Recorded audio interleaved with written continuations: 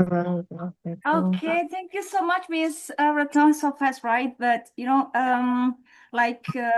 guys here, the students and all participants, and also teachers, especially, just follow this hybrid learning, okay, with Mr. Arif. Only 2 hours, okay, from now. So 1 to 3 p.m. Then now move to Mr. Arif as a speaker, and he is as a director of English and Math step, right? So English step plus. math, okay, math and English step. Plus, I forgot. I'm sorry. Are you nervous? Yes. English math, okay. Okay, Mr. Arif, okay. Mr. Arif, are you there? Time is yours. Yes, Ms. Vivid. Yes. Am I audible enough? Yeah, sure. Okay, right. So good afternoon. Assalamualaikum warahmatullahi wabarakatuh. Wabillahi walau biduniyatin wassalatu wassalamu ala asyrofil anbiya'i wal mursalin sayyidi awwalina wal akhirin ajma'in amma ba'du. Um, my gratitude stands to Miss Retno as one of the chief of MGMP DKI Jakarta, and also for Miss Wiwit, who leads this kind of event. Hopefully, we can cherish all of the participants' confidence and also the ability for doing the debates. And to all of the teachers and also for the students who attend this meeting, I hope that everyone has their own path to learn and study about new things from today. And I hope that we can have a lot of discussion. So I will have no much things to present, but I would like to open for the discussion later on.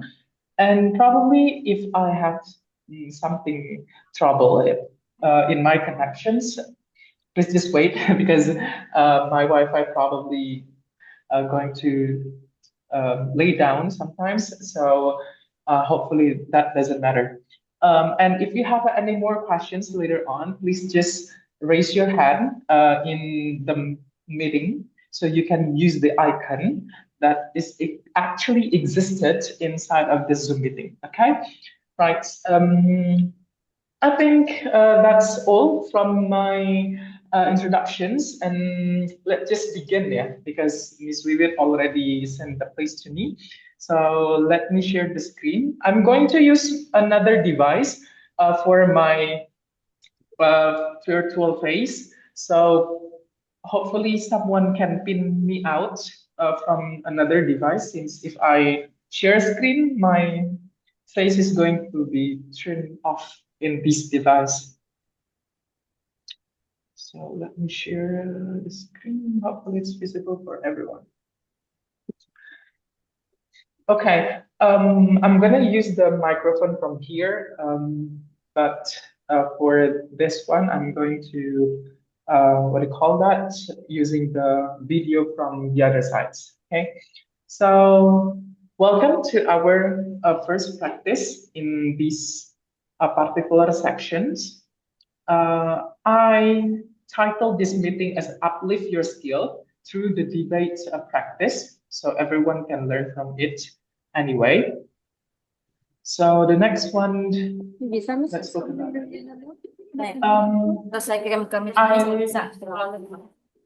sorry, I need to pick, I need some people to mute the participants. Sorry, Miss Hani and Mr. Ibu. Thank you. Miss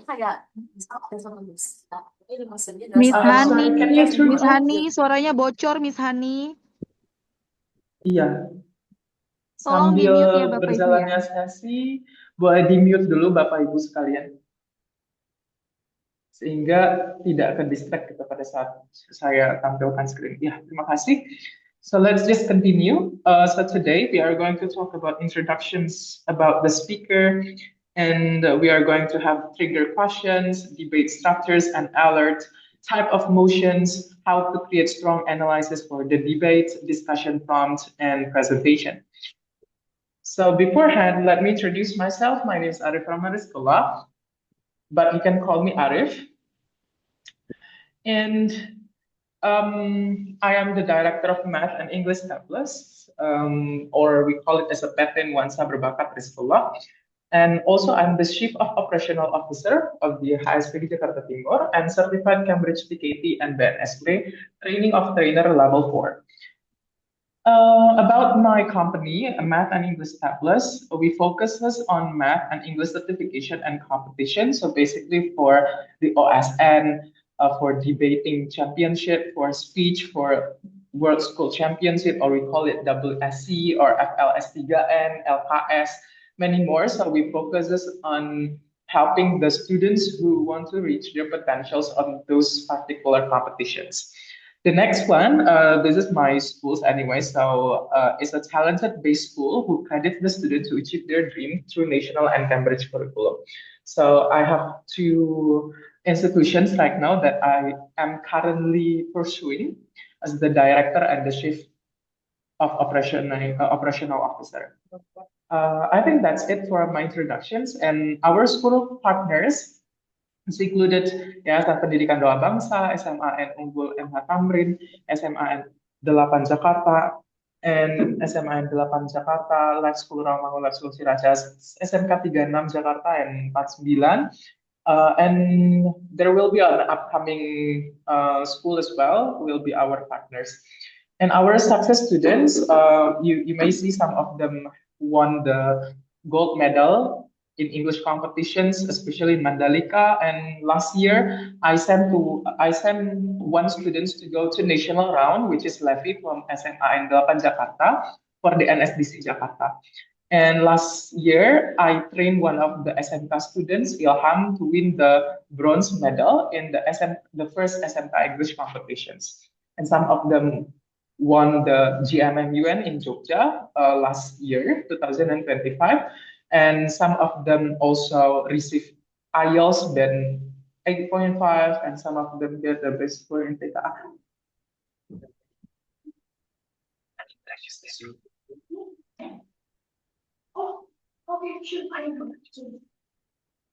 Okay. What would you react? So now, sorry, I have a guess last time. So let's start with the trigger questions. It can be for everyone. Everyone can answer it directly. But let me stop the share screen first. So I'm going to use one.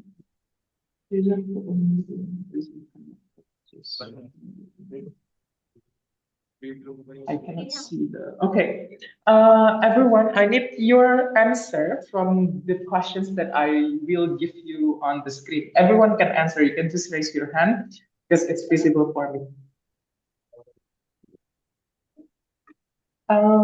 The first question, what would you react if someone has different thoughts with you? Ada yang mau jawab for the first questions? Me. Well, okay, Rivalino from SMK and 26. All right. So, what would you react if someone has a different thought with you? So, Yep. here's what I'm going to do. What I'm going to do is that I listen intently. I listen slowly but surely and understand what this person is thinking about. And since, we as humans have opinions on things, one of another, I Yep. agree on him, even though it's just an Oh, okay. opinion. All right. So, but you need to be careful, yeah. Sometimes we have to filter their opinion as well, yeah. Since not everything we are going to believe, right? Okay. Thank you. Now we move on to the next questions. To what extent do you care enough with the pros and cons arguments? Does anyone want to answer? Probably from another SMK. Thank you, Rivalino, previously. Does anyone want to answer? You may raise your hand, everyone. The second question, to what extent do you care enough with the pros and cons arguments? Okay, there are pros and ups SMKM 20. Yes, please. Yeah, we're sorry. Let us introduce ourselves again. My name is Razin Besartaikan, and my friend here, Abian Razin Adrian Shah. I want to answer this question. To what extent do I care enough with the pros and cons and arguments? I personally care a lot about my opinion, and I will defend it like my integrity and respect is bet on that argument. Yeah, that's all. So it depends on the bets or the positive and the negative. Okay, right. Any other answers from another participants? Because the second question is kind of like very triggering. Yeah. Anyone from another SMK? Probably SMK 48, SMK any SMK. I don't remember sometimes SMK 5 Jakarta or SMK 65. Some of you already open your camera. SMK 55 probably. Or anyone? Yes, Safa Hasbina. Okay, Safa. All right, sir, I'm from SMKN 60 Jakarta. My name is Safa Hasbina Rehana. Should I open my camera or no? It's okay to It's okay. turn on. Open. Open is Open. okay. All right.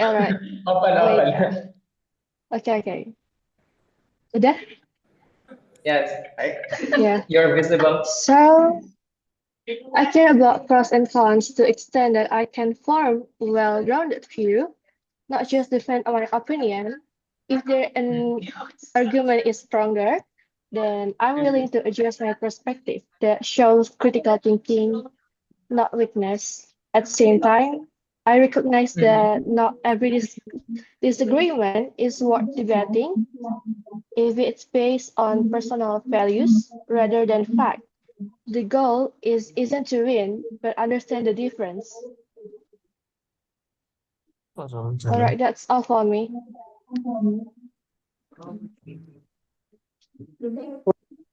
Answer. I already know the questions and the answer. Yeah. So just wait for a second. I need to settle something.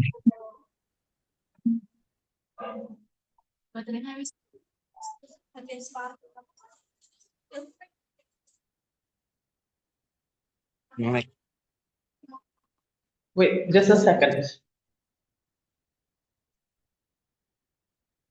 Okay, let's get back again. Right. So those things, if you are saying that pros and cons are actually the best things ever to analyze opinion, whether or not you like or dislike the things. Inside of the speech, we have to structurize everything, right? So we call it as a debate structures. So inside of the debate structures, in Indonesia, especially for senior high school or vocational high school, we use the Asian parliamentary debate formats. Okay, and this one, inside of the Asian parliamentary debate formats, there are 6 speakers in total when you are in the chamber. And there are 2 sides of these debate structures. The first one is for government, and second one is for opposition. Instead of the governments, we have the first speaker. We call it as the prime minister, or the first government, or the first speaker. We call it another name.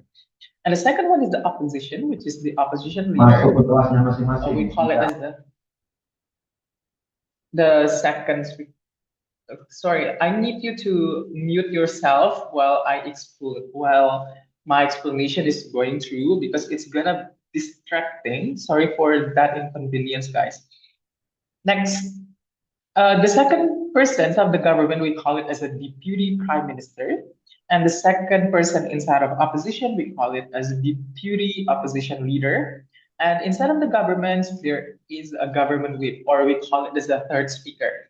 And the third speakers of the opposition, we call it as an opposition whip, or the third speaker.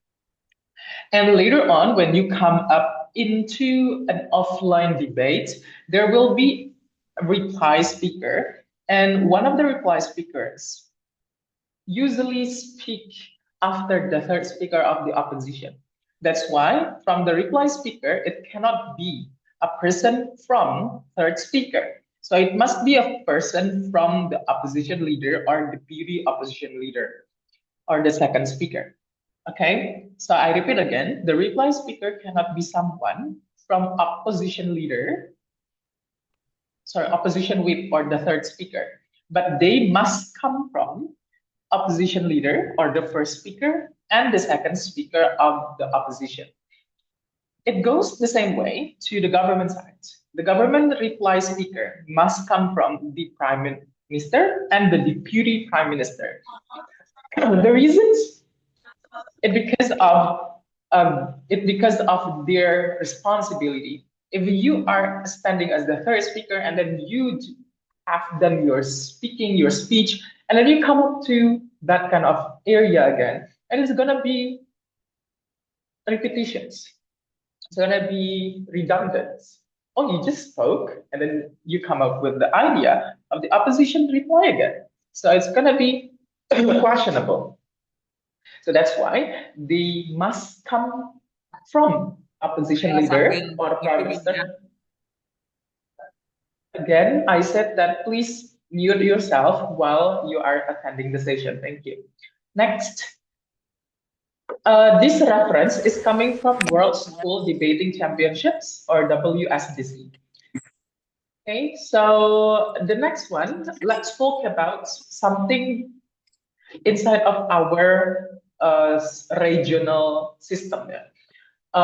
In a couple years before, we are using the method of recording when we are in the city level, or we call it as a regional level, before you move on to the province level.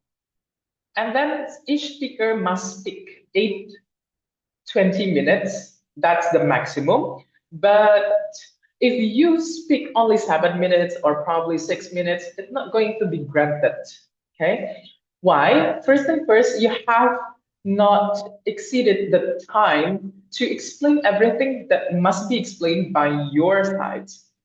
And if you probably overwhelm the time, let's say you speak around 9 minutes or even 10 minutes, it's gonna make your score less than ever, because the jury has the tendency to score you. Inside of the scoring metrics, there is we call as a strategy.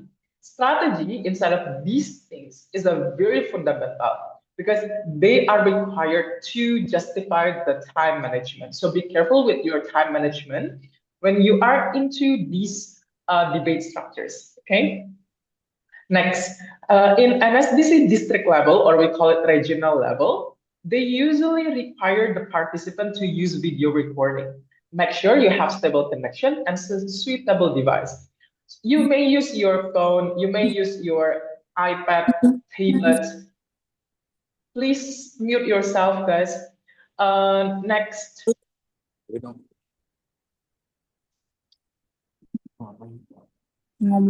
Okay.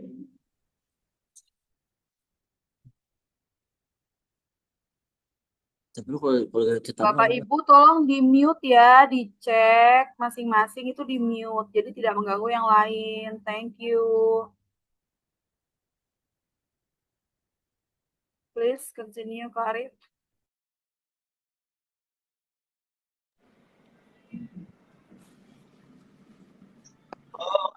Assalamualaikum, Mr. Shihab. Ini pelajaran bahasa Inggris apa? Ini benar apa benar jawaban bahasa Inggris Mr. Shihab? Ini saya Aurelia.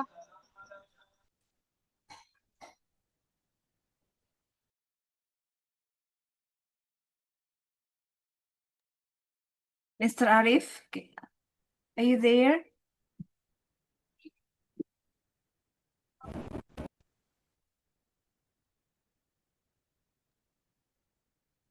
Arif, are you there? Ya, baik. Yes, baik. Yes, Miss.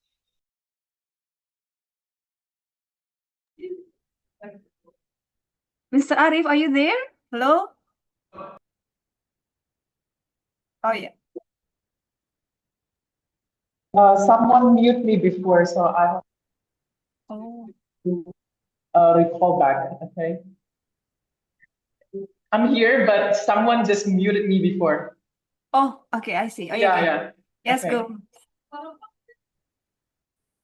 I think with the host. Wait a second. Okay. Would someone help me to make me as a co-host so no one can disrupt my presentations later? So if someone's Okay, Miss Retno unmute already. themselves. Miss Miss- Retno already co-host. Yeah, I'm already co-host, Yeah, and co-host. Pak Sihab, can you make Arif and Miss Yeah. Wiwit Dan, co-host? Dan. Okay. Okay, thank you. Yes. So while my explanation, no one can mute me then. Okay, thank you.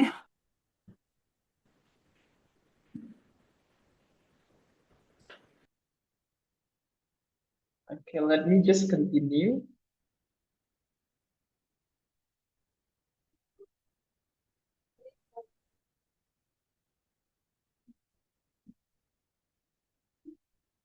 Okay, let's continue again. The next one is we only need to be first government.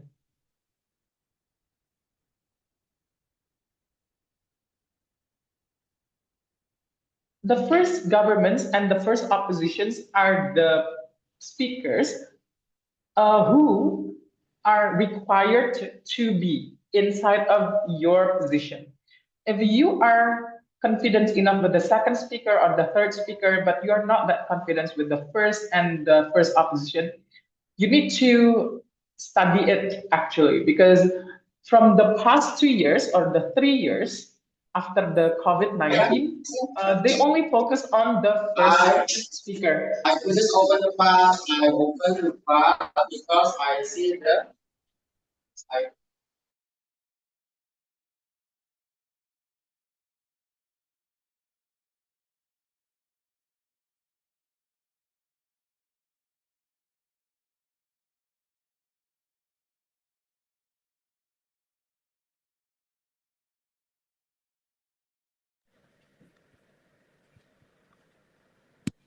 Pak Arif.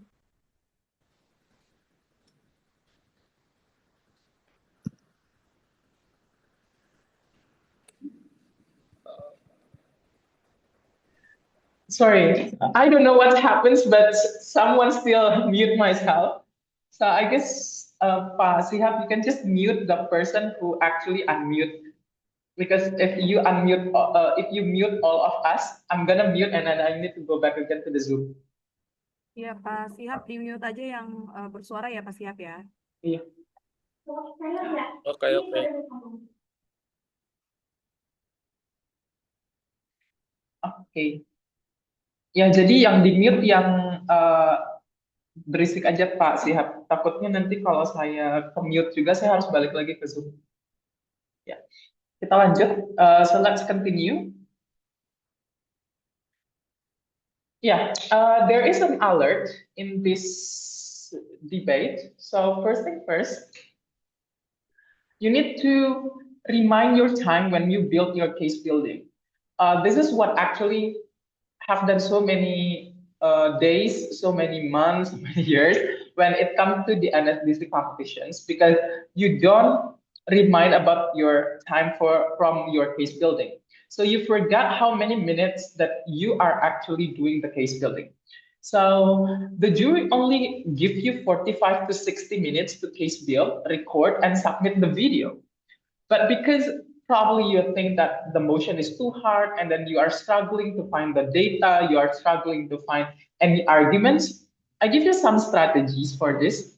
So let's use 30 minutes, 8 minutes, and 20 minutes. So instead of the 30 minutes, you need to case build your time. Don't exceed the time above 30 minutes. So 30 minutes is the maximum the case build. All right. And 20 minutes, you can take the video. And the rest of the time, you need to upload to the Google Drive. The best method to upload is to Google Drive. Why?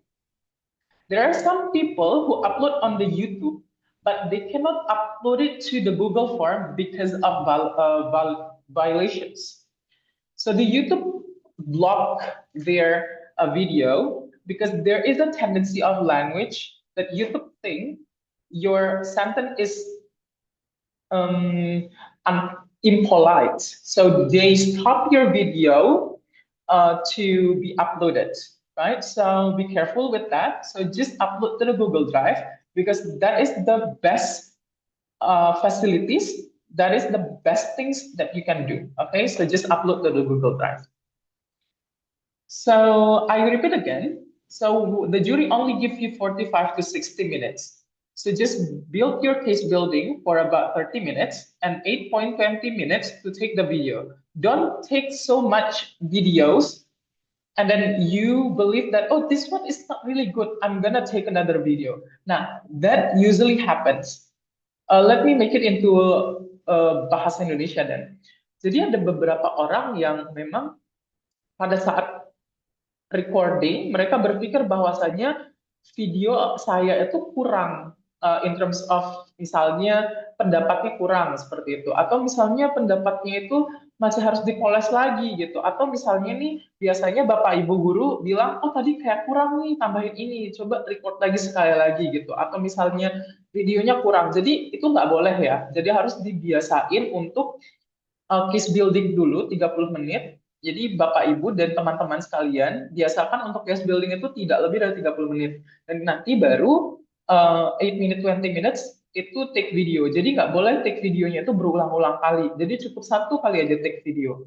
Karena nanti akan berpengaruh kepada upload to Google Drive. Biasanya pun Google Drive itu sebenarnya cepat banget gitu. Kalau misalnya Wi-Fi-nya tuh di atas 20 sampai 30 Mbps itu udah cepat banget. So make sure that you have a stable connections of the Wi-Fi and also the video sections, video backgrounds, and so on and so forth gitu. Let's go to the next one. We are going to talk about the type of motions. Nah, so we are going to use the link. Kita akan berpindah dari presentasi saya ke link berikut.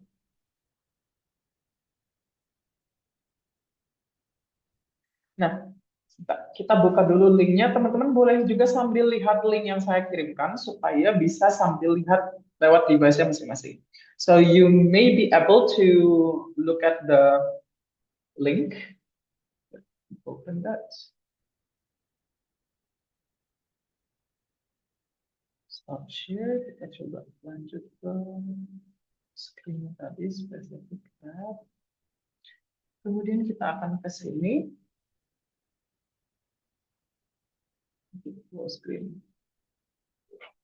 Yeah. This is the best things untuk win the motions gitu ya. Nah, what is motion? What is the MOTION it is? So basically the motions differentiate by their critical points. Critical points means that you need to figure out what kind of fields and what kind of what is the meaning of the motion itself, and how to find the meaning inside of the motions is actually how to define it. Now let's talk about how to define the motions. Let's talk about the first one. It is analysis motion. Inside of the analysis motion, we have this house belief that, or we call it THBD. So everyone can note these things. Yeah.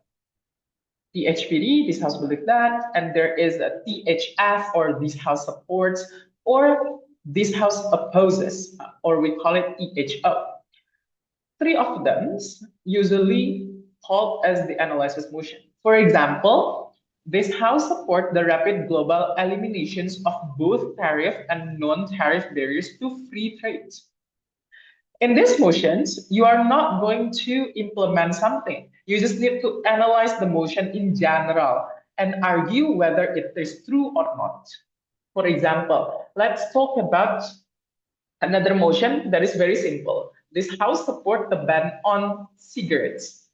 And you do not need to point out whether the regulation is okay, whether or not we should give the undang-undang dasar and something like that for cigarettes, because the motion is only this house support. So it's only how to differentiate between, oh, we agree because the cigarettes is kind of humiliations to somebody who is actually easily attracting by smell, for example. Especially the people who have the problem with the smelling. And when they smell, so it can trigger some flu, for example, or even more, they can trigger for cancer. Now, that can be called as an analysis, okay? So we are not going to say, oh, some people, we need to ban the company of the cigarette productions. Now, we are not going to talk about that, but we are going to talk whether or not the banning of the cigarettes is true or not, okay? As the general things. So be careful with the motion of analysis, okay? And there is also the last year, the motion is this house opposes political dynasty. And I was reviewing some of the people who talk about political dynasty using Gibran and Pak Prabowo cases. And there are so many people talking about Gibran basically last time. And why can they win the case when they use the people or when they use or saying the actors? Because of they tend to be logical fallacies. Now, inside of the logical fallacies, let me make it into more specific. Yeah, what is a logical fallacies? So logical fallacies means when you claim someone to make them as a generalization mistakes. So you tend to generalize the people to be a fault. Oh, because of Gibran, the regulations to make people as a president comes out. Now, that things, when you say that sentence, so it becomes logical fallacies. Why? Because you tend to discriminate the people inside of the analysis motion. That's why some of the speakers cannot exceed the score due to the fact that they are mistakenly interpreting the motion. Okay. However, if you want to talk about the person, it's okay, but it's not in analysis motion. You can go to actor motions. Now, actor motions, it's basically talking about individual company or whom the debate is about. For example, the motion is about this house support as a new artist would focus on replicating and building on existing art over creating new art, for example. Now, this one is actually we call as an actor motions. So when the people are when the debaters are trying to overcome, it is good for a certain person or whether or not this one is good for a couple people. And another things about actor motions, they will say this house believes that giving the authority to the parental birth compared to the adoptive parents, for example. Now, so we give more rights to the parent, what do you call that? The parents who has their biological compared to the adoptive, even though the case is the children is actually adoptive children from an adoptive parents. In bahasa, let me make it clear. Jadi motionnya itu berbicara tentang memberikan hak asuh kepada seorang anak yang diadopsi. Hak asuhnya itu di motion jatuh kepada orang tua yang biological, yang dia itu dari garis keturunan sebenarnya. Nah, ternyata ada tambahan lagi daripada orang tua dari si yang mengadopsinya gitu. Jadi hak asuhnya itu seharusnya jatuh ke biological parents. Nah, on the things kita boleh berbicara, so we can explain about the person. Kita boleh fokus terhadap orangnya gitu. But when it comes to more general, for example, this house would obligate all the parents having parental certification before they are going to marry, for example. Nah, kalau misalnya motionnya tentang parental as a general, itu nggak boleh masuknya ke actor motions. Jadi teman-teman nggak boleh terlalu fokusnya kepada orang tuanya. However, fokusnya adalah ke sistemnya. How to make the system clearer, how to make the system actually affordable for everyone to pay, for example, atau misalnya affordable to be purchased, misalnya. Nah, itu adalah motion yang tadi kita bilang sebagai analysis motion, beda sama actor motions. And then last time we were talking about how to regulate emotions, right? Now, when you want to regulate emotions, there is a space. We call it as the policy motions.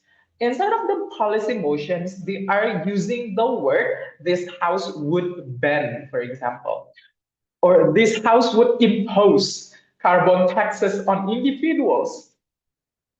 That two motions are actually for making the regulations. It's very clear how to make the policy. So just assume that you are standing as DPR, or we call it as a regional council leader in Indonesia, and you are trying to make the regulation for everyone. So there must be a reference of the regulations. What kind of regulation you want to refer? For example, the motion is this house impose carbon taxes on individuals, right? Maknanya adalah dewan ini impose carbon taxes on individual. Jadi membebankan carbon taxes itu kepada setiap individu gitu. Nah, when it comes to impose carbon taxes on individuals, berarti ada peraturan yang dipakai.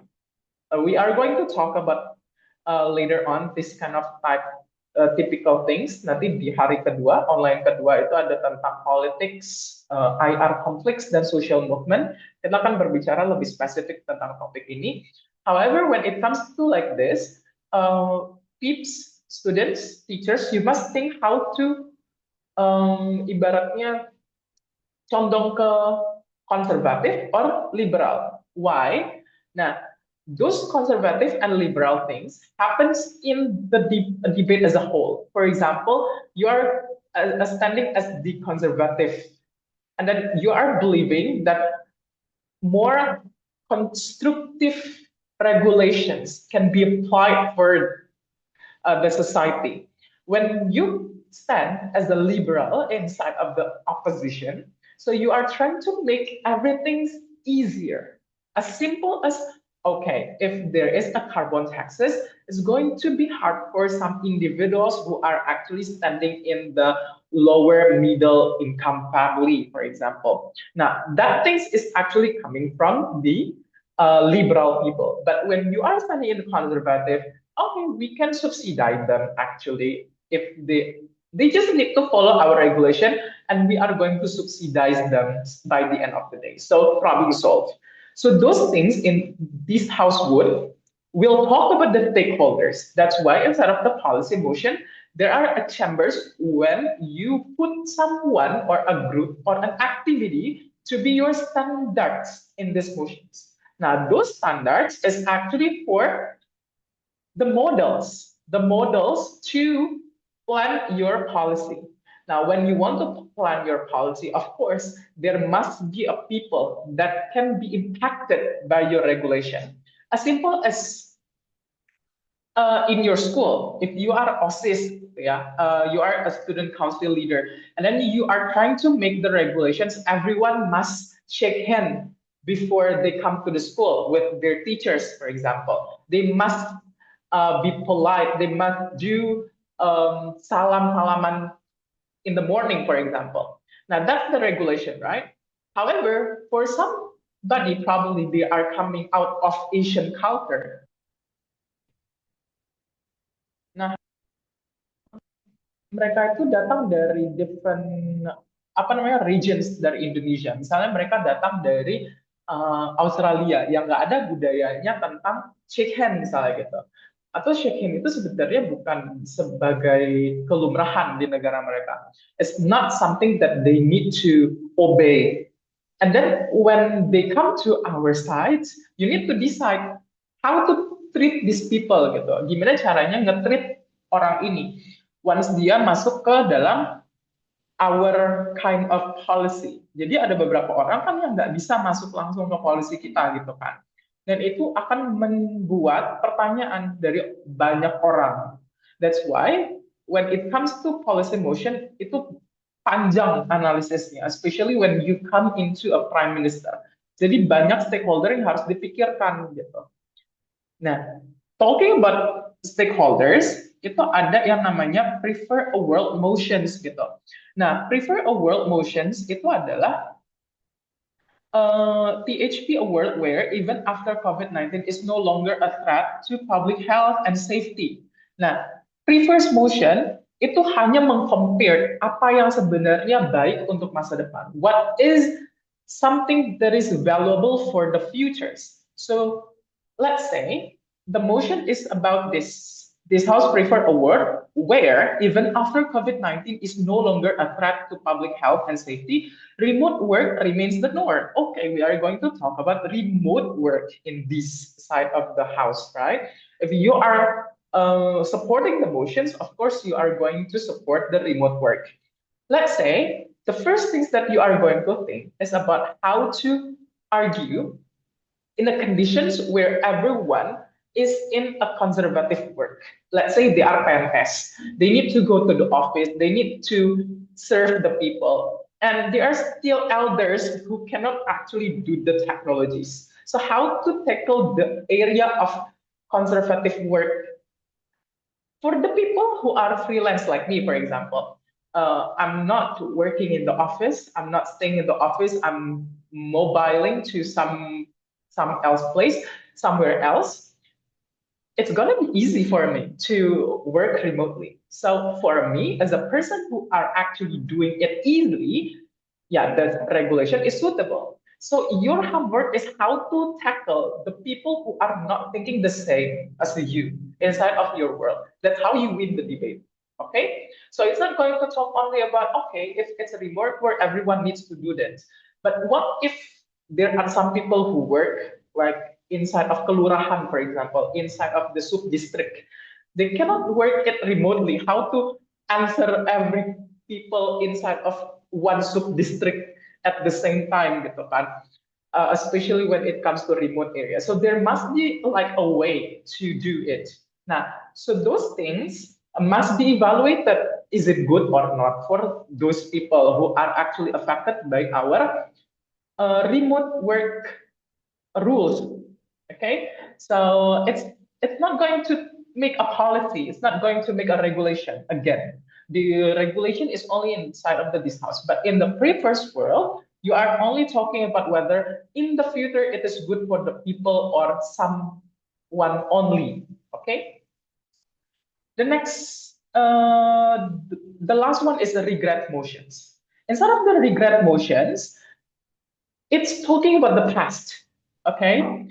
It's different with the pre-first motions. When pre-first motion, we are going to talk about futures, what something can be happen. But regret motion is already happened in the past. So your job is to define whether or not the regrets, something that cannot deal with current condition. As simple as, let's talk about this motion. This house regrets the glamorizations of the portrayal of genius. Okay, so those people who be claimed as a genius by intellectual questions test, IQ test, those people who get the IQ above 130, for example, right? So we call them as a genius. And then we are going to say that, oh, okay, what did they do for the society? Did they give something to the society so they can be glamorized as a genius? So, or it depends on the academically overviews only. So you have to discover those things if you are going to talk about the motion of regrets. Let's take an example. Albert Einstein. Okay, so this is only an example. So because this one is not an actor motions, You cannot take the example as Albert Einstein, but let's see the people who get the genius as a label, for example. Have you ever watched the movie of The Gifted from Thailand? Yeah, probably some of you have watched The Gifted. It's coming from GMM and it is very popular back then. And then those students who get high standards of quality power, they were being abused by their headmaster anyway to prolong the country's revolutions. And then they are going to make another perspective of demonstrations to take down the institutions of the government itself. Now, so this is a very contradictory to the belief in one of the country, especially if you are living in Indonesia. If you are living in a country where everyone is actually believed in one side only and governed by one power.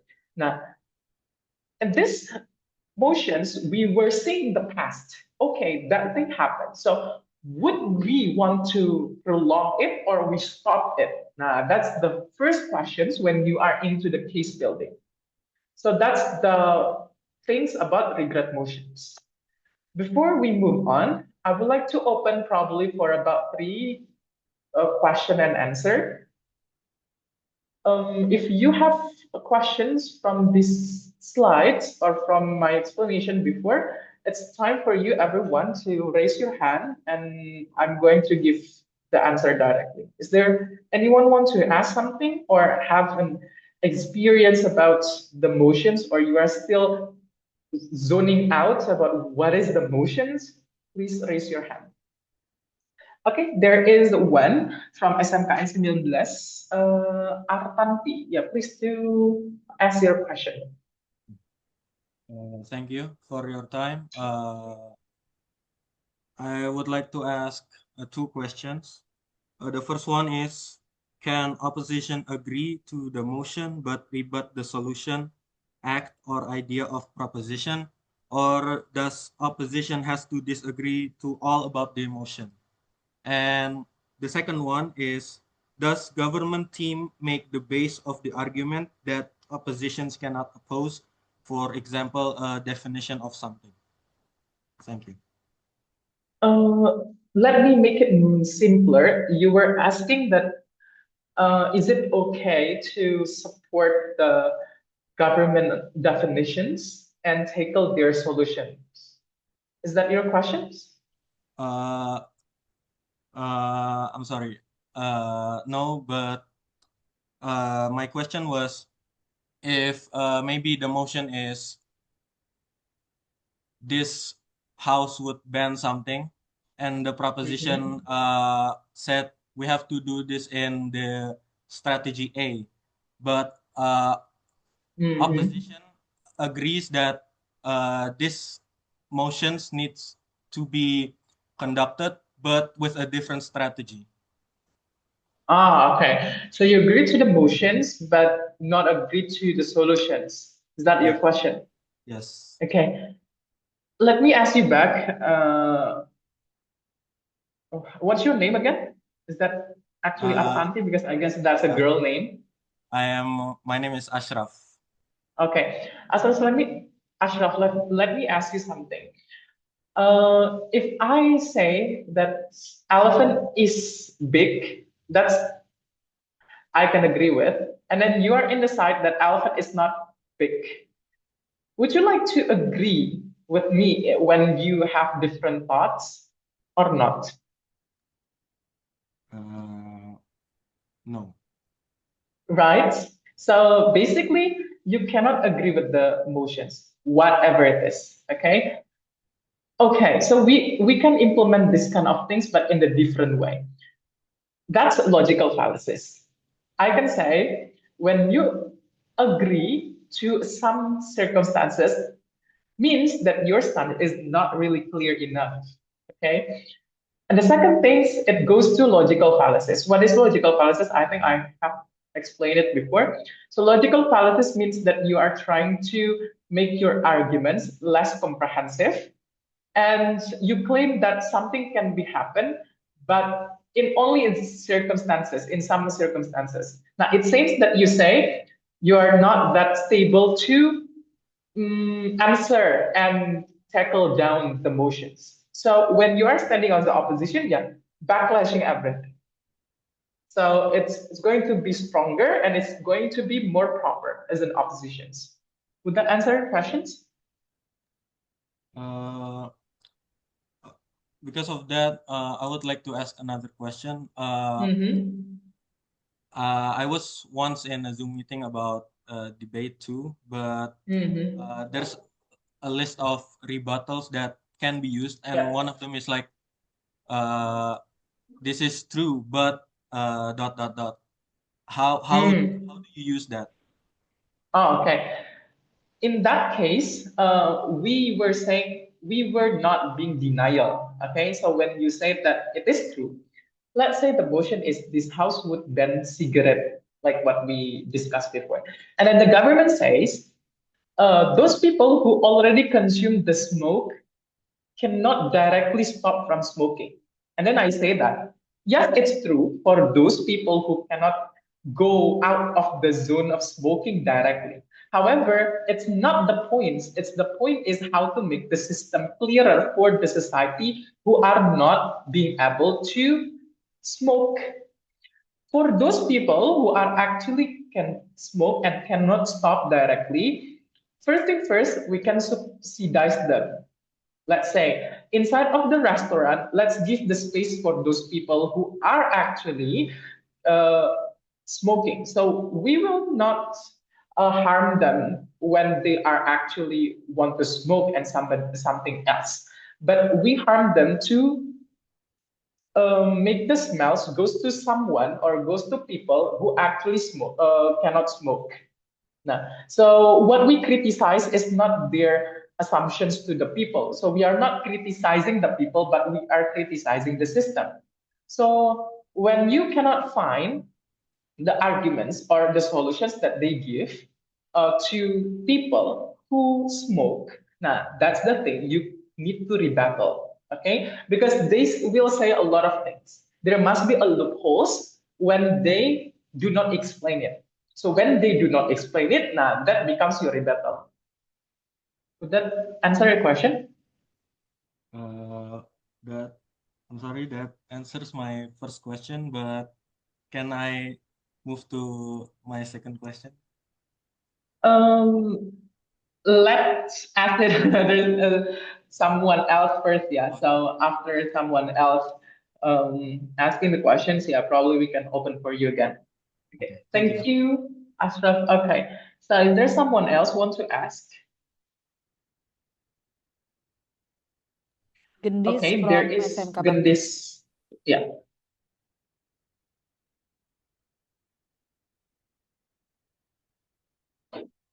Is there Gendis here? Gendis? Okay. You raised hand. Let's just okay. Move to Vincent, on to Kak. Vincent. Vincent first. Excuse me, I want to ask something. Miss from SMK Vocational High School Pelayaran, Jakarta. My question is, could you please explain again about regret motion and what will be? Thank you for answering me. You were asking about regret motion, weren't you? Yes. Okay. Regret motion is actually something that we talk about the past. So something that was already happened, and you want to evaluate those things, okay, that happened in the past. And when you want to evaluate, so do not evaluate how to make a new policy or how to create regulations to stop that things happens. But you just need to say that it is not proper. It is not a things that we have to continue again. Now, the way you interpret them, so you need to clarify why those things cannot be continued. Now, there must be a reason, examples. So the explanations must go to a review, like you are reviewing your old school. For example, you just went from a school and then you continue to another school and then you want to review something that you were not doing in your past schools. So now you are going to do it in the new school, for example. Now, the things that you are going to discuss is about the past, what happened in the past, that after you graduate or after your after you graduate from your old school. So what is the evaluation from the previous school? So that's something that regret happens. Does that answer your question, Vincent? Yes, it did. Thank you very much. Okay, thank you. SMKN 73, and after that we are going to continue with the presentation, okay? Okay, thank you, Kak, for the chance. Actually, at the beginning, you said that each speaker only has 8.20 minutes to express their opinion. So I would love to ask, do we have to strictly follow the time limit? If our arguments are strong enough but go over time, will we lose points? Right, thank you for SMKN 73. First thing first, yes. When you exceed the time limit with which is 8 minutes and 20 seconds, you are not going to be scored. Okay, so your score will decrease because there is a component of the scoring metrics. We call it strategy. Now, strategy is the way how you manage your time management anyway. So if you are strong enough, whether or not your argument is strong enough, the jury will not care. So the time is very depends. The scoring metric will depend on your time management anyway, because there is like a scoring matrix. We call it time management. Would that answer your question? Yes, thank you. Okay. Welcome. Now we are going to move on again to our presentations.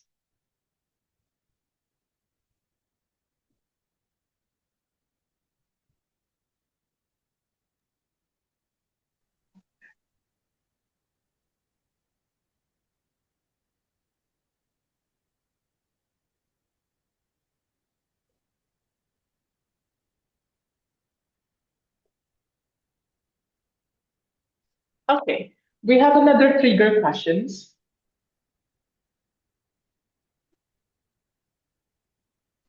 Yes, the next trigger question is, how do you construct the speech in your debate? Now, I open for the floor again to answer the questions in trigger questions. Does someone want to answer the trigger questions?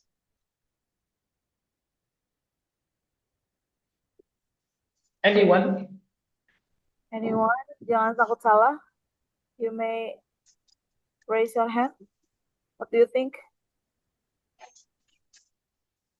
Rivelino from SMK 26. I guess Rizal has done it before, so there is a SMK 38 before. Yeah, Rivel. Rival, let's give to SMK 38 first, yes. Last time they were raising their hand. Fair enough.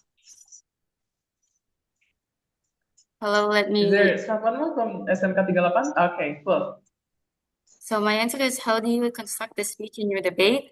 Well, first I have to understand the motion first, and I would just make a general statement about the motion, and then I will create my argument. If I agree or disagree with the motion. Yes. And I will also give maybe 3 points, and so that my arguments can be well understood, not too complex. Yeah. And finally, I will give a conclusion, including all of my arguments, and yes. Okay, cool. That's really cool explanation. Thank you, the representative from SMKN 38 Jakarta. So you already understood how to construct the debate, starting from analyze the motions, and then you are coming to the part of the arguments, and then you are seeking to more evidence and facts. Yes, that's the basic things you need to do in the debate sections. Okay. Let me mute this person. Okay, sorry. I need Pak Ahmad Fauzi from SMK 3 student to be muted. And then we go to the next one. What is the first step to convince the people? Nah, this one is very triggering questions. I'm going to open for another participants to answer. What is the first step to convince the people? Okay, there is Naban from SMK 45. Yes, hello. Am I audible? Yes, you are. All right. First of all, I would like to answer the question. So, what is the first step to convince the people? First, we must have the proof to convince them, because people will not easily believe every statement that we gave during the debate. So, by searching like data on the internet, or also by reading books to get the information, you can convince them. So there will be full proof and evidence. So there will be no suspicion in our statement that we debated. That is all for me. Thank you. Okay, cool. Yep. So citing from resources, citing from the book, something that you have read beforehand. Yeah, that's actually like classic things that we can do, right? But what is more justified? What is more credible to do when you cannot remember everything inside of your book, because the debate is kind of like very impromptu, right? So what can you do to convince the people? Thank you very much for your answers. Is there anyone want to give their argument? Probably SMKN 50, the representative of SMK 50. Yes. Hello, my name What do you is. think? Yep, for sure. You may introduce yourself. Okay. My name is Khaira Zahra from SMKN 50. And what I think is the first step to convince the people is our confidence. Because it doesn't matter if your argument has evidence and facts to back it up, if your deliverance is with a hint of nervousness. If you deliver it with hesitance, then the people are going to be reluctant to back up or believe your argument. That's all. Thank you. Yeah. Okay, thank you very much. From the SMKN 50 representative, yes, one of the best skill is to be confident. Yes, I cannot agree more about what you were saying before. I was doing that so often when I was not having so much data. So I'm just like doing it, but there is something that you have to, you know, we need to delete from our notebook. It's too yapping, because sometimes people tend to yap inside of their debates, and when they are yapping, they have the expectations that they want to exceed the time limit. So that is the goal, but the goal is not to exceed the time limit, but the goal is to explain more justification, more examples, more evidence. So you can use the example nearby your house, for example, or the example coming from your own country, or your prior knowledge or something. Okay, so that's how we convince the people.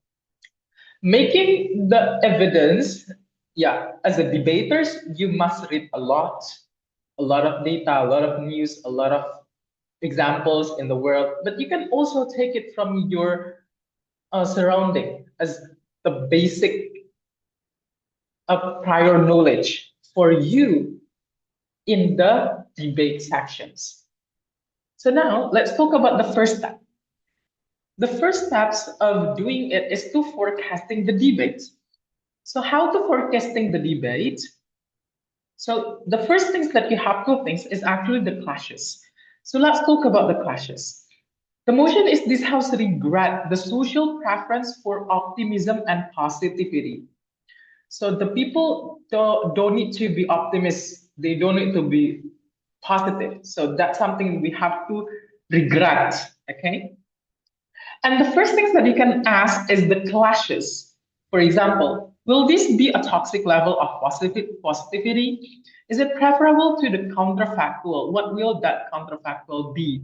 Negativity versus rational neutrality. So the classes must come from both sides. What can the government also say and what kind of the opposition can say? So it's something that will be clashed during the debate. So that's we call it clashes. After the clashes, you go to the next question, how to resolve them. Okay, what does the social preference? Now, that means you were asking right now, what is the social preference? What does this social preference actually look like? Give example, who creates it? How is it communicated and transmitted? How do different groups interpret, consume this narrative? Let's talk about social preference. If the people have the tendency to be optimist when they are going to exam, for instance, and people try to work harder than in their daily basis. Let's say you are going to UTBK and you are going to SIMAK UI, for example, UTUL UGM, or something, the exam that is very prestigious. You are going to learn it, right? You are going to fire your spirit, of course. Now, that's actually the definitions of the social preference for optimism and positivity that we are going to talk about. Why we are regretting about that? Now, that's the second passions. Are counterfactual narrative created or transmitted any differently now? So we are going to think, okay, but when the people tend to really focus on what they believe in achieving, but when they fall from their expectation, they're going to be overwhelmed. After they are going to be overwhelmed, the second cases, they are going to be stressful. So that's the basic things what we are going to think about, right? It makes another problematic consequences in the futures, in the long terms. So in the short terms, it creates euphoria of the people to get enter in some of the university, like a very prestigious, you are going to enter, for example, civil engineering in ITB, for example. And then suddenly you don't get it because you are too overproud, overconfident, for example, because you already try so hard, you are already studying, but you are not being rational, ladies and gentlemen. And when you cannot get it, you are being the persons of uncertain. When you become uncertain, you are going to ask the conditions. Oh, it's going to be my fault. Oh, I cannot exceed the expectation of my parents. They're going to mad at me. I cannot continue the legacy of my family. I cannot go to I cannot get their expectation. I cannot get their validations to be persons inside of these optimisms and positivity to get the ITB as the civil engineering student. That's the circle of the uncertain can come from the society. That's the answer to talk about our counterfactual narrative created, transmitted any differently. Okay, so you are trying to think different from the area of the spokes inside of the motions.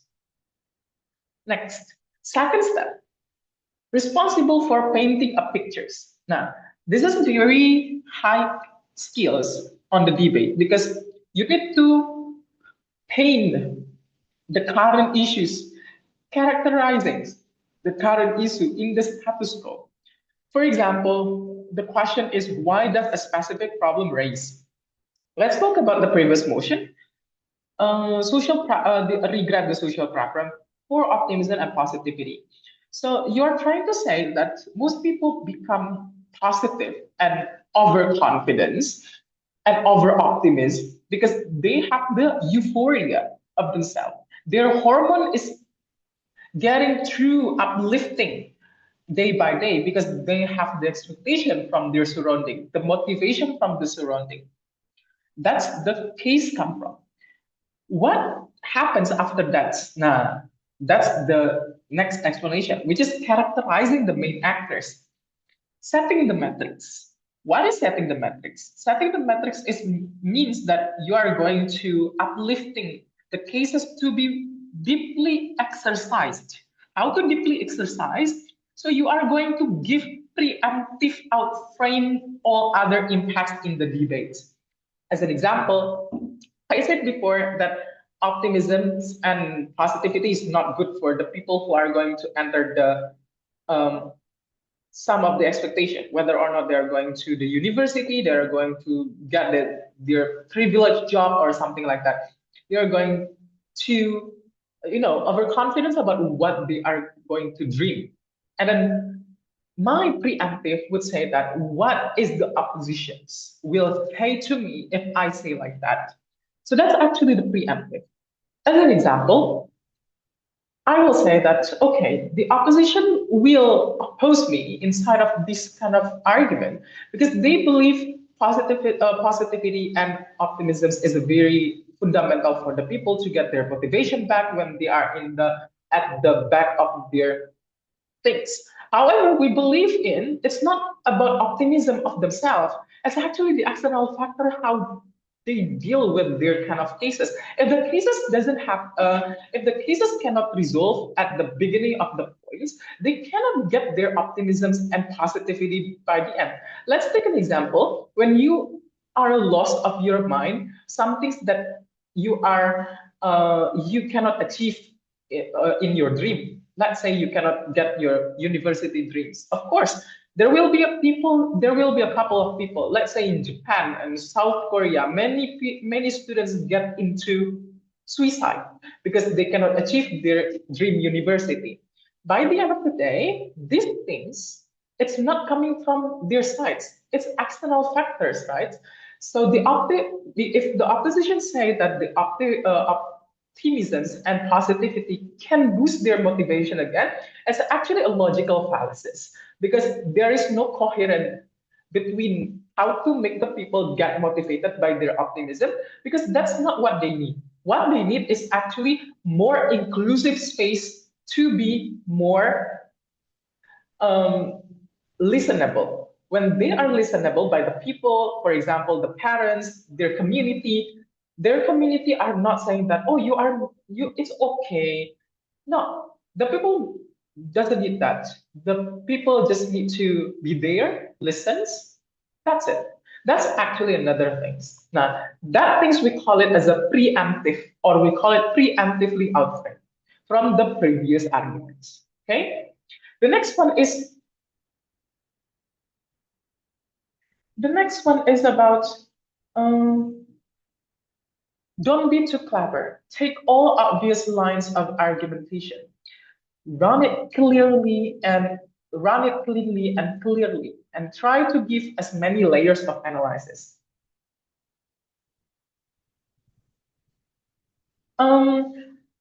So now, take all obvious lines of argumentation. Right, now let's think about how to make the layers. When you are trying to make the layers, the first things that you need to do is to ask the why, like what I said before. Okay, why the people can get the optimism? Okay, because they get the euphoria by getting excited.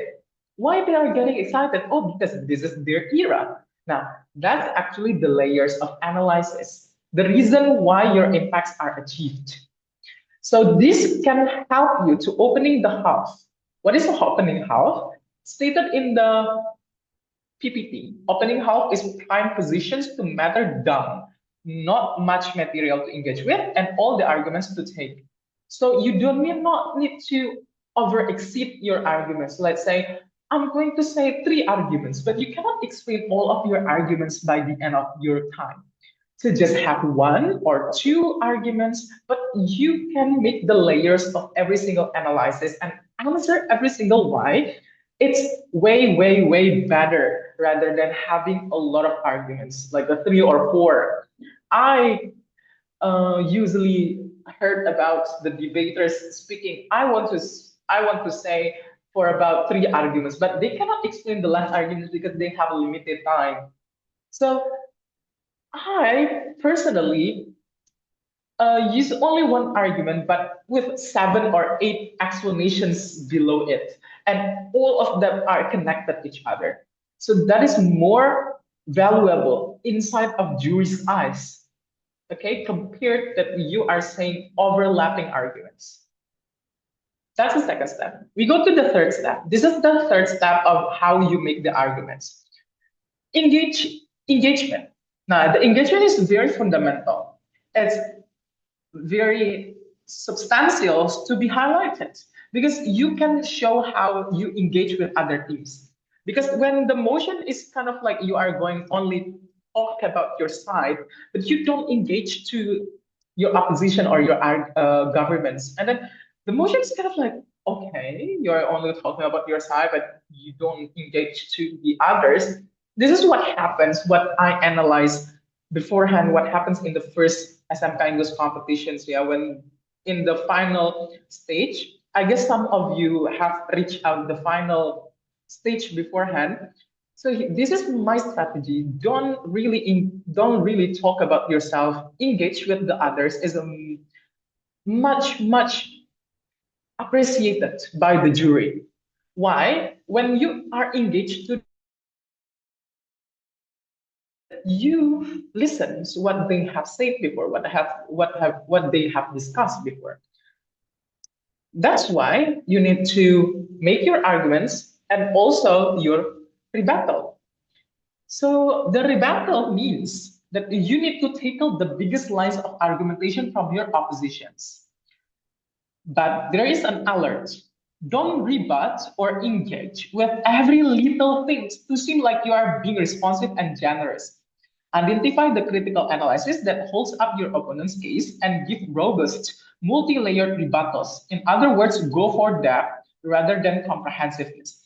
Because some of you doing the rebuttal only in one sentence. For example, I constantly listen to the debater say that, okay, the motion is this house would ban Hamburg, and the government said that Hamburg is actually intolerable for the students who has a lot of activity from 6 to 6, and then the teachers give another extra assignment for them, and then the deadline is 12 a.m. tomorrow, and then it's going to be stressful for the society. So that's the government argument, and then the opposition say that, okay, when they said that the students study from 6 to 6, what is their fundamental? Where do they get it?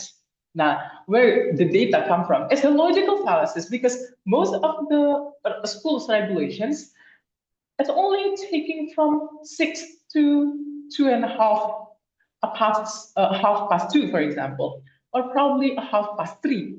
That's the maximum time of the studying process inside of our curriculum, especially in Asian country. Even more in the European country, they only study around 5 hours, 4 hours, even more, less than that, 3 hours in some of the countries, especially if they are going to homeschooling, for example. So what is the data that they are claiming in here come from? So they falls into the false authority, ladies and gentlemen. So that's the rebuttal that you can say to them. So it's criticizing their arguments, not criticizing what do you call that? The specific person. So be careful with the rebuttal because the rebuttal cannot seek to rebut the people, but rebut the system, rebut the arguments. If you rebut the person, it's going to lead to something mistakenly. Okay? So that's how you prioritizing rebuttal, the analysis that contradicts your arguments. So most of the arguments, you can cite it from their arguments. Don't cite it from definition, don't cite it from stakeholders and so on and so forth. It's okay to just let it go their definitions. But when they falls false or explain mistakenly inside of the argument, so that the chance for you to explain about their contradictions on that positions. Okay, why? The first reason why we cannot tackle their definitions, or why we cannot ask their definition, it wastes our time. That's the first things. Other than you complain about their arguments, because argument is actually neutral. Everyone has their assumptions in the arguments, right? If you can rebut inside of the argument, it's more fundamentally listenable compared that you criticize the definitions. Okay, for example, the motion is this house would obligate AI to be the jury inside of the courts, or this house would implement artificial intelligence as decision maker in the courts. And then you are trying to analyze that the person using the AI can mistakenly use the AI, and there is a problem. So you are legitimating the person on that side, but the persons can do the mistakes. So it's actually like no time to go back again when you are saying the persons. So there will be no results when we debate on the persons. But if we are going to about the actor motions, yeah, it's okay to talk about the person, but this is not the actor motion, so you don't need to exceed until that part. Okay, the last things that I would like to share is about rebuttal structures. These rebuttal structures is only a suggestions. Many people have their own definitions to rebuttal, and aside of every single debaters, coach, trainers outside there, they have their own ambitions to give the rebuttal. So what I want to claim in here, if you see that my rebuttal is different from the others, yeah, it's okay, because that's the way how you create your own rebuttal, because every single person have their own strategy to do rebuttal. For me, I'm going to start with what they said.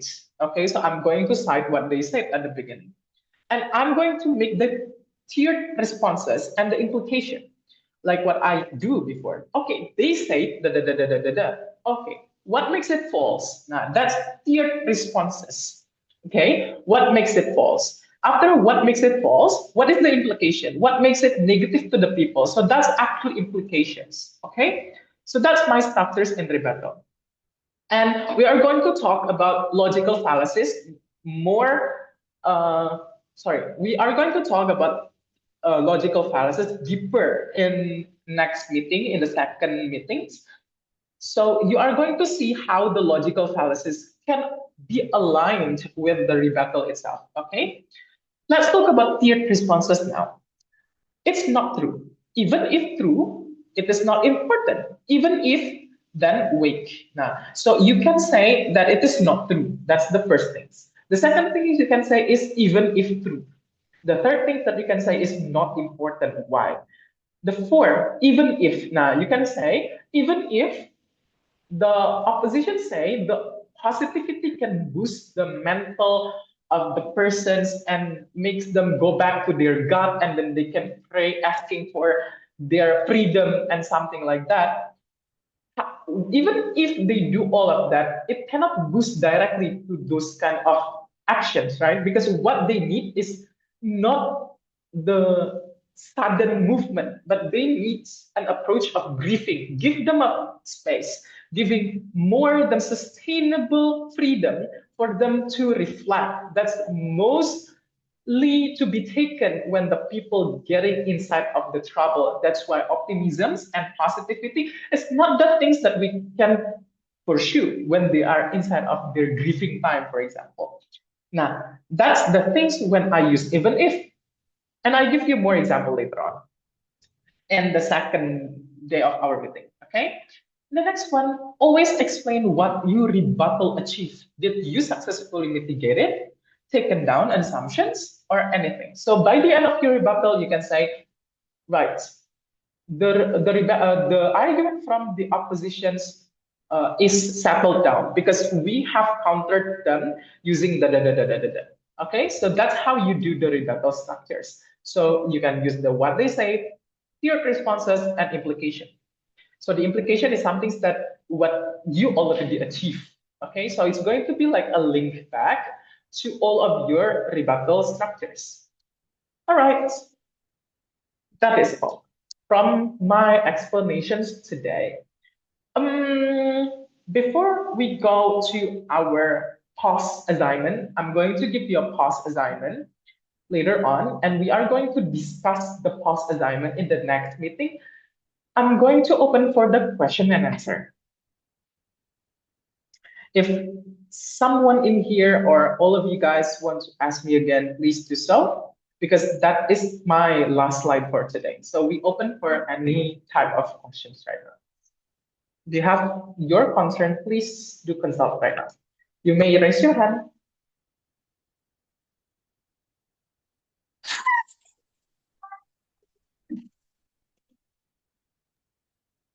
Yes, is there SMK 42 Jakarta? Can I help with something?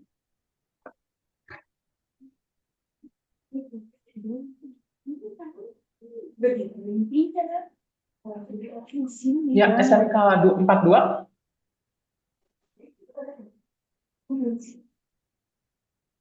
Thank you for the change. Yes. I want to ask about the tips.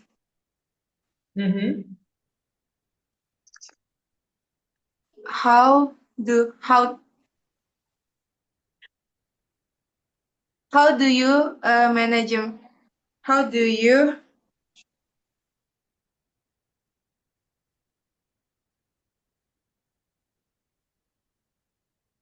How do I manage the time or manage the case building? how do you manage your time and your arguments so it's run clearly and cleanly? Okay. So in here we have the method of the time management. Yeah. So we are going to talk about time management in the second meeting, but let me give you a sneak peek how to do it.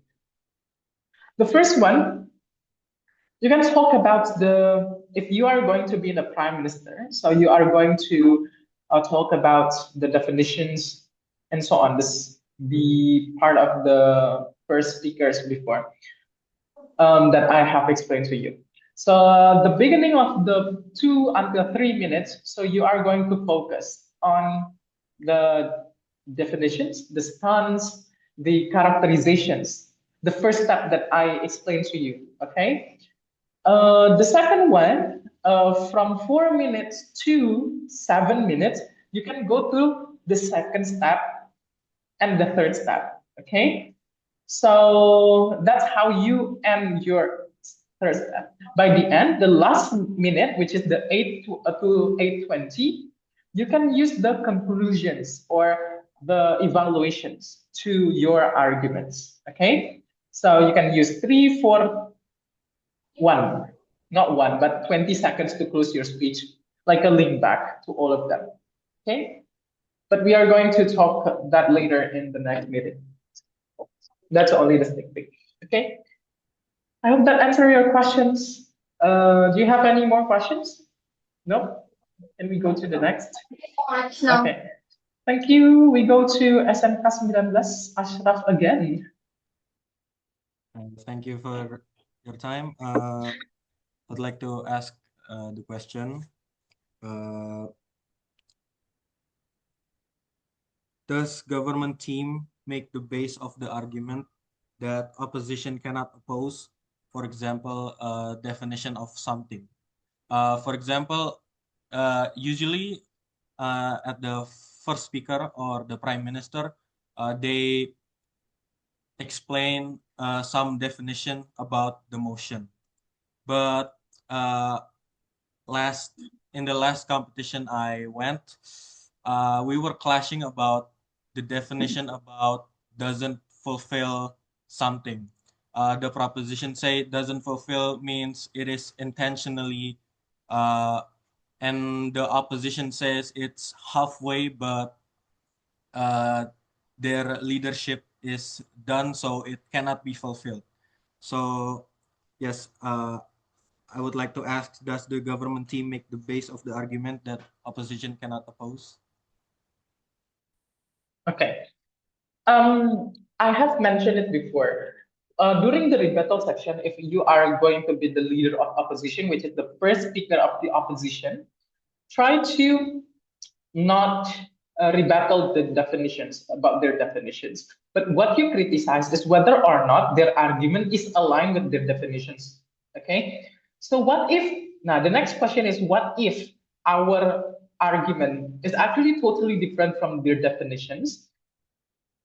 For me, my side is actually tolerable. That's how the debate's going to be. It depends on the jury how to judge whether or not your arguments reasonable to the motions or not. If their definitions is not aligned with the motions or is not aligned with the arguments, you can tell that in your argument, in your rebuttal. So you are not going to debate on the definition only, right? So you need to debate on how the arguments constructed. That's why I recommend you to not highlight the definition only, but highlight the arguments. I believe there is no, mistaken definitions from the governments. It's just how they, create their own world. But we need to see whether or not their argument is actually aligned with their definitions. If it's not aligned, okay, so it's time for us as the opposition to rebuttal it. How to rebuttal it? Okay, their argument is not aligned with the definition, but their argument is da da da da da da. So that's how you create your own rebuttal. That's why in your argument, we believe we have to make the line strike away right now. Okay, so when you make the line strike away, you do not need to reframe the definitions. You don't need to say that, okay, let's remake the definition to be better. What if your definition is not going to be better than your government? So it's going to make less credit to your team, right? That's why I recommend you, if you are standing as an opposition, you need to creatively engage with their arguments compared to the definitions, right? Thank you. Okay, let's move to SMK 66, Iliana. All right, Mr. Arif, can you hear my voice? Yep, you're audible. Okay, so thank you for the chance. I want to ask you a question. There's a point in the third step, especially the last point. It says that when there are contradictory claims in a debate, it is the burden of the later speaker to respond. But what if the speaker is unable to respond or deny the opposing team's argument? Will the team score will be decreased or not? Thank you. My answer is yes. That's your job as the oppositions to tackle your government's opinion. So if you are failed to rebut your team, that means your team is stronger enough. So you don't have any rebuttal anymore, right? That's why the rebuttal is actually the position when you can create the credits. So if you don't have the rebuttal, that means your opponent is strong enough to tackle you down. Okay? That's why we will learn the rebuttal tomorrow. Okay? I mean, more logical fallacies that you can input into rebuttal tomorrow. Okay? All right, thank you, Mr. Arif. Yeah, welcome. Is there anyone else that we can use the time for the question and answer?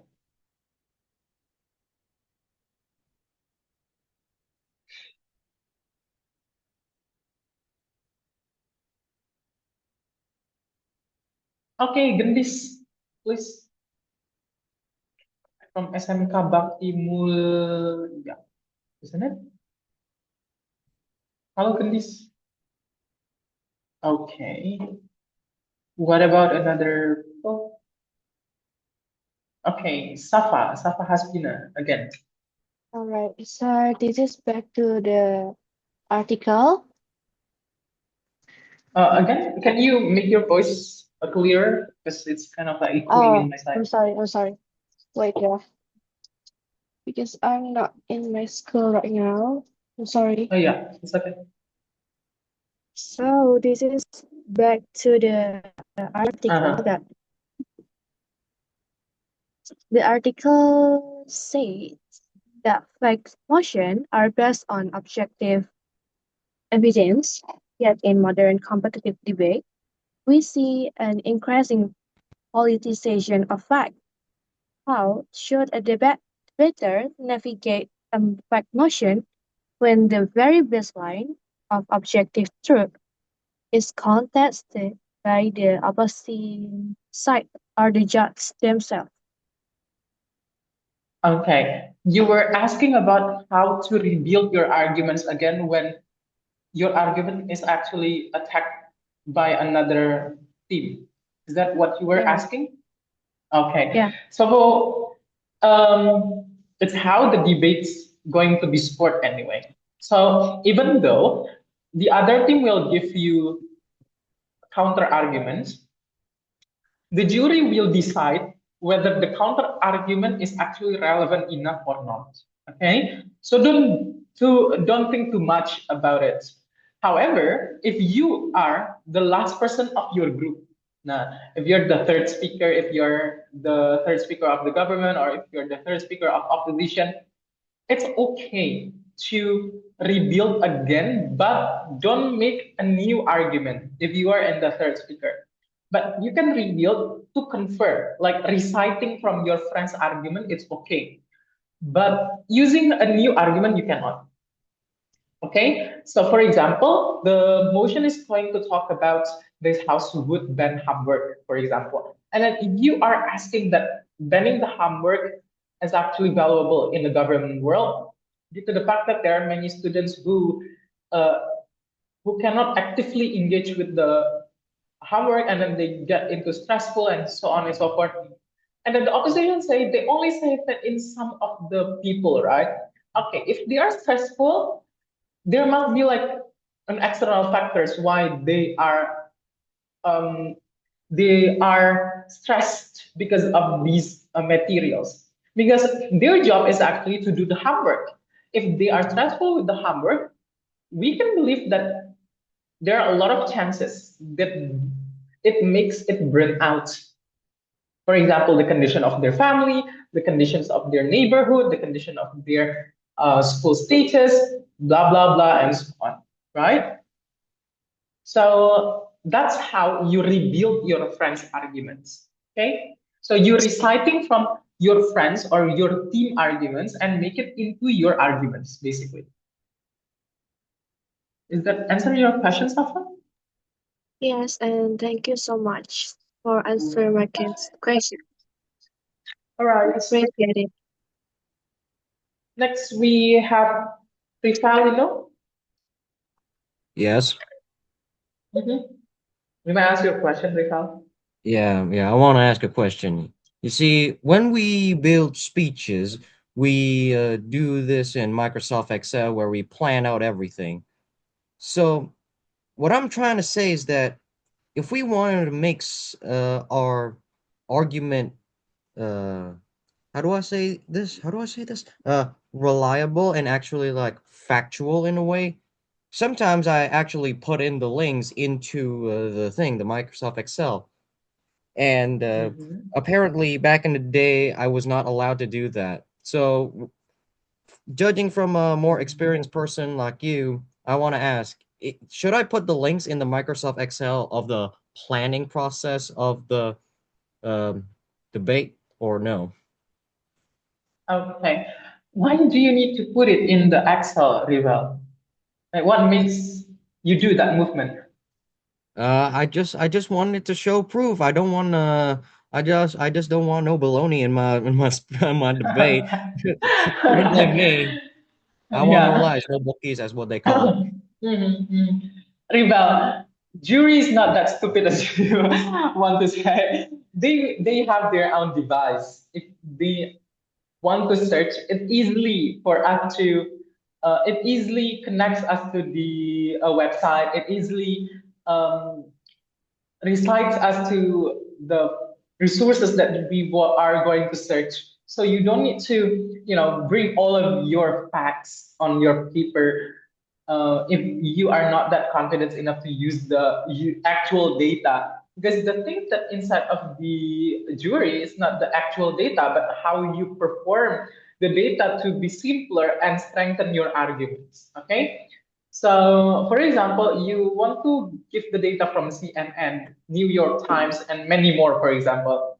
When you bring up to the plenary that this is the real news and so on and so forth, but you cannot make it relatable to your arguments or your claim. It's just nothing. It goes to 0 points by the end of the day. So what you need to do is just try to make the evidence or the resources close to you. That's how the debate difference. It's going to be different if you are in the presentation, like an academic presentations and so on. Now, you can bring all the data on your PowerPoints, right? So in debate, you don't need to exceed that things. Okay. Yeah, that's fair enough. Thank you. Okay, thank you. We go to the next one. Sorry, we go to somebody else. We go to Rafael Alkaf Triputra.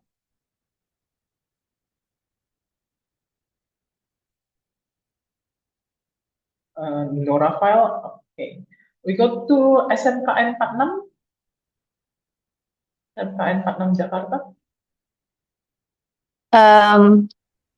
So Yeah, okay. I want to ask that the text says, do not leave it up to the judges to interpret. What specific phrasing can a debater use to ensure the judge sees exactly how much damage the rebuttal did? So you were asking how to make the jury listen up to your rebuttal, isn't it? Okay. So the first thing is to make it into points. Okay. For example, your argument is trying to say A, and if you want to explain that using the explanation, so you can say 1, you can say 2, 3, 4, anything, but not the argument, yeah, but it means the explanation. So using the points that, first thing first, I'm going to talk about now. Second of all, let's move on to no. So it can make the jury understand that you are moving to one point to another point. Okay? Okay, thank you. Welcome. Next, moving on to SFK 22.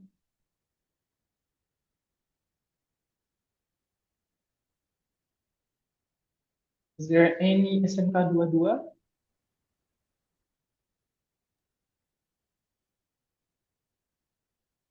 I believe you are unmute, but I cannot hear your voice clearly.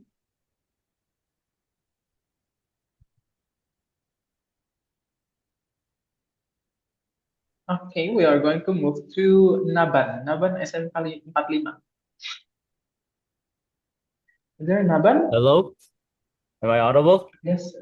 Yes, you are. All right. So first of all, this is actually I'd like to share my story first. This is actually my first ever competition for a debate.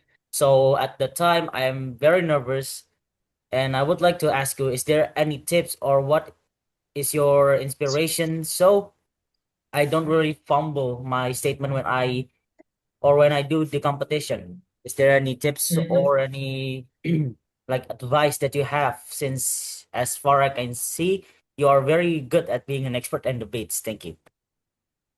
Okay, Naban, the first things the experts of Kung Fu, for example, or karate trainers, every trainers around the world have the same belief. It is about consistent.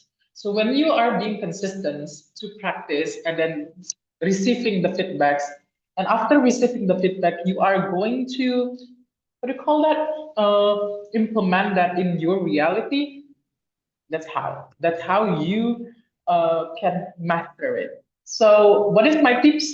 First thing first, try to find the the trainers. Try to find the teachers that can give you feedback if it's in your first time.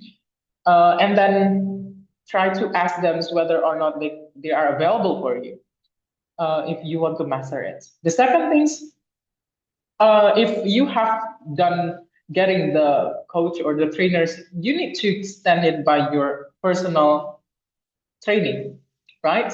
So you may train it with your friends, and then ask your friends to, try to locate your mistake and so on and so forth. But if you are just willing to improve your English when you are going to the debate, you can use the AI. We call it Stimuler. I have used the Stimuler for some of my students as well. So Stimuler, the logo is like the black background with the microphones. They can help you by giving the feedback, but it's not in terms of debate, but it's in terms of conversation, how to make you fluent in English only. But it's actually self-funded. They need money to purchase it. I hope that answered your questions. Let's move on. Do you want to ask something else?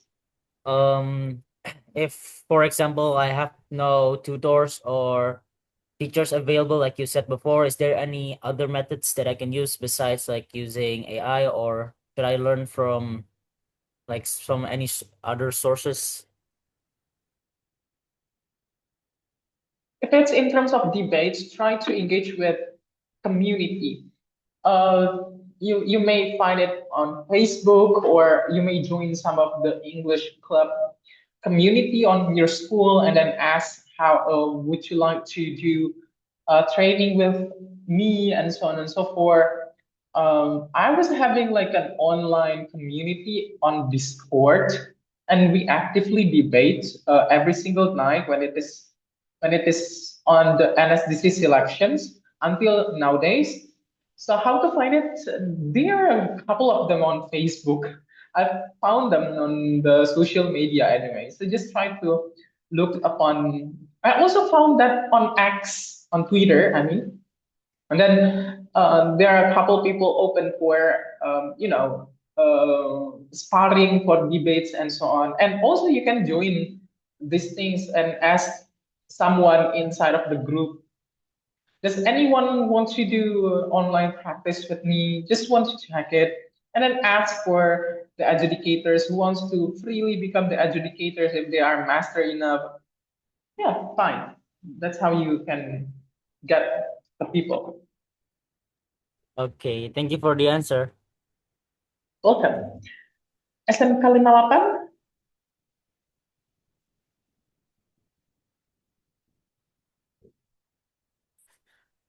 Hello, can you listen to my voice? Yes, you're audible. All right, I want to ask anything like something personal, but I kind of wonder, during a debate when rebutting, is it better to focus on one argument, or is it better to go all in the arguments? I mean, there's like many other arguments that we already made during the debate. So is it better to focus on just one, or is it better on all of it? That's it. Okay. I actually answered your question in my presentation beforehand. So just focus on one argument, but you have a lot of explanations under your questions or your claim of the arguments. After that, you can actually engage with all of the why as the next stages to answer the first claim. Other than you make 3 or 4 arguments, but you cannot explain them deeper, so it's going to be useless. So my suggestion, just focus on one argument, but you have a lot of premises to be fought on your debates. That's it. Okay. Does that answer your questions? Yeah, I guess. So just go in all on depth instead of quantities? Yeah, correct. I guess that's answered my question. Thank you. Thank you. Welcome. We go to SMK 22. Hey. Hello? Hello? Yes, you are audible, guys. Can you give me some tips or strategy of how to be a good reply speaker, please? Yes, for the reply speaker, you just need to be someone outside of the team, and then you are going to overview what happens on the debate. So you do not need to input another arguments on your speech, but you just need to give the overview what happens during the debate so far. So you are actually being a jury, but someone coming from your side. So you are trying to just make the evaluations. Oh, how to make this debate actually better? Oh, this one is not pretty good because the opposition only talk about A, but government talk about deeper in this side, for example. Now that's how the reply speaker going to be. So it's going to be more overview. Does that answer your question? Yes, that. Thank you. Okay, cool. Okay, Gendis asking to the chat box. Hello, Arif. I tried to ask the questions, but my mic wasn't okay. Sorry, Mr. Arif, we have only 5 minutes, right? 5 minutes left. So we Oh should yeah, okay. close our online meeting at 3 p.m. Thank you. Yeah, this would be last questions. I tried to ask a question, but blah, blah, blah, blah. To answer the first question makes me wonder that the loopholes you mentioned meant and how it can be created. Is it allowed to give a questions toward the opponents as an opening speech in my debate rather than giving a direct statement? For the second question, yes, you just need to give give the opponents your rebuttal at the beginning and then you direct statement, or you may do that at the same time. The first answer for your first questions, I don't get what you mean, but the loopholes that you mentioned, yes, you need to find the last why of your argument. How to find your last why? Of course, when you have the layers of your arguments, you are going to know that your argument is actually pretty enough. If you have a lot of why on your argument, you will realize later. This is my final statements. I guess that would be the last question for today. We are going to continue again on the second meeting later on what day? 23rd, if I'm not mistaken. Yes. I'm 23rd, going to, yes, 20? 23rd. 23. Yeah, 23rd. Yeah, 23rd. Okay, guys, so that's all from what I Yeah, can meanwhile, share from Tarif, today.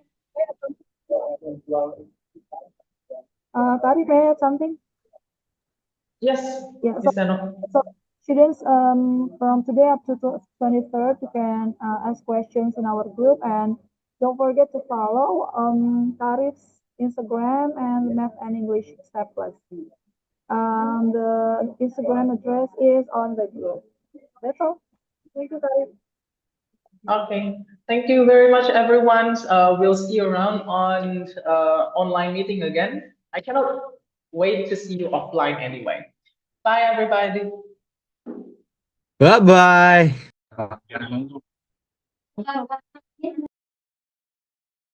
Bye-bye. Closing, Miss Wiwit, Bye-bye. closing. I have to close actually. Okay, 2 minutes before. 2 minutes more. Tapi mereka udah closing duluan. Nah, you Okay, you everybody close. here. Okay, so thank you so much for this meeting. Okay, so we'll see you on 23 April, right? April 23. Yes. Okay. So have a nice Online. day for you guys. Yes. Okay, still online. Thank you. Assalamualaikum warahmatullahi wabarakatuh. Waalaikumsalam warahmatullahi wabarakatuh. Yo, sayonara minasa yoroshiku onegaishimasu. Thank you, Mr. Arif. Good luck. Bye. Pak Ibu.